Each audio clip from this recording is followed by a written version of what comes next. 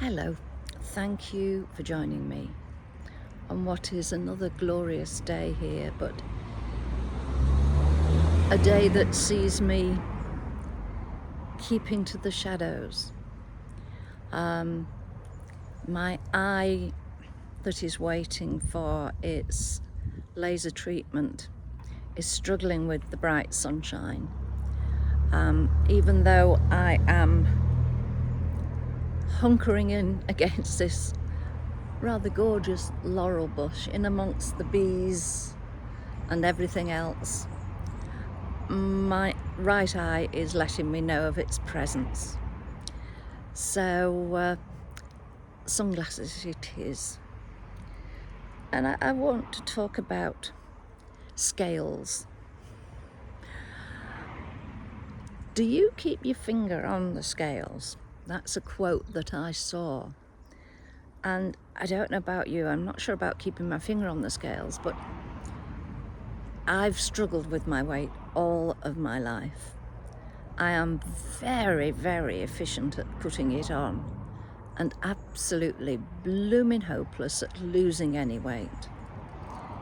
I had a friend who was a cardiac physician many years ago, and he did all sorts of tests on me, and he said, you're one of those, you'd last for weeks in the desert.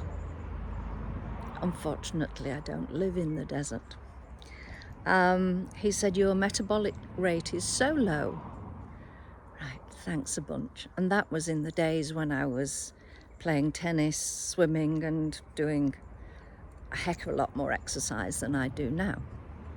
But I've diverted. Nothing new there. When you're weighing yourself on the bathroom scales, are you like me? Do you sort of lean one way and lean the other? See if you can get that scale to move down a little bit. It's cheating, I know.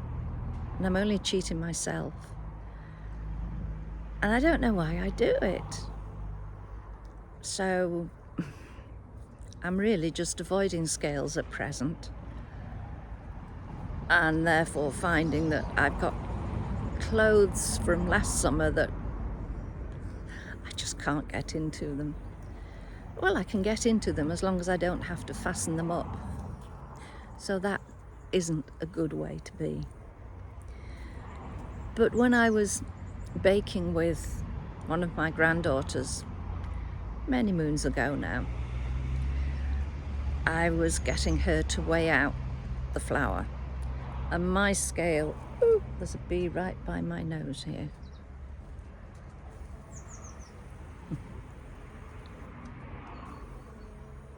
It's much more interested in the flowers than in me. We were weighing out the flour. Well, I was getting her to, and my scales are the old-fashioned with a pan, and you put brass weights on the other side. And she had decided which weights she needed to make up the required number of ounces or grams, whichever. We were probably grams to help her, though I can only still work in ounces. Yeah. And she was scooping the flour into the pan, and I didn't tell her, but she'd got her finger on the scale with the weights. So she kept going, and I just kept stum. And then she said, Grandma, this is using a lot of flour. And I said, well, what do you think's going on? No idea. I said, well, just have a look. Have I put the wrong weights on? I said, well, have a look at the bit with the weights. Oh. And she realised that she had got her finger on. Unfortunately, she moved it away very quickly, so we had a cloud of flour. But if that's the worst thing that happens, then, you know, the world's a good place. And she learnt a very good lesson there, that there's more to weighing than meets the eye. But some people do that metaphorically. They will keep a finger on one side of the scales to put forward their argument against the opposition's argument. And it's not a true balance, because they will upgrade or downgrade numbers, figures. Estimates will become huge, great big ones, or little winky ones, depending on what their case is. And it's again telling lies. They will, in the majority of cases, be caught out, but people still do it. Why? Why do they do this? Have that finger on the scale. Is this why? Is it the Lady of Justice, or is it just justice that they say is blind? And there's the picture of the blindfolded figure holding the scales. Maybe justice doesn't always see. So, is that fair? I should stamp my foot and say, no, it's not flipping fair.